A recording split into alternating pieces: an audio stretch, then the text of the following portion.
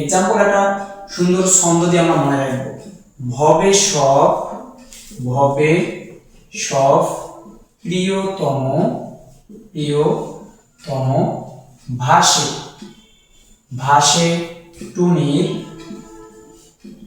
টুনির টিকা প্রেমে। আমরা এই ছন্দের মাঝে যে মানগুলোকে পাবো এগুলো হচ্ছে ভেক্টর রাশি, এর বাহিরে যা পাবো সবই হচ্ছে স্কেলার রাশি। দেখো এই ভতে হচ্ছে ভরবেগ, এই যে বতে হচ্ছে বেগ, তাহলে ভরবেগ ও বেগ। শতে হচ্ছে সরণ, বতে হচ্ছে বল, প্রিয়তে হচ্ছে প্রাবল্য, ওতে হচ্ছে ওজন, ততে হচ্ছে ত্বরণ, আর মতে হচ্ছে মন্দন। তারপরে এই ভাষাতে হচ্ছে ভ্রামক, এই টুনিতে হচ্ছে টর্ক,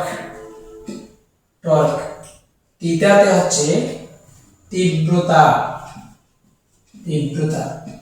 প্রেমে মহাকর্ষীয়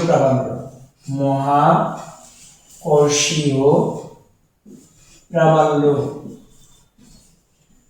আচ্ছা এইখানে এই ভ্রামক মানে মনে রাখো সকল ভ্রামক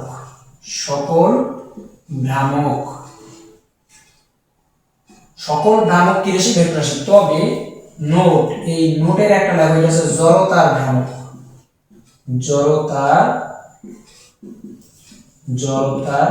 ভ্রামক। এই জড়তার ভ্রামক হচ্ছে স্কেলার রাশি।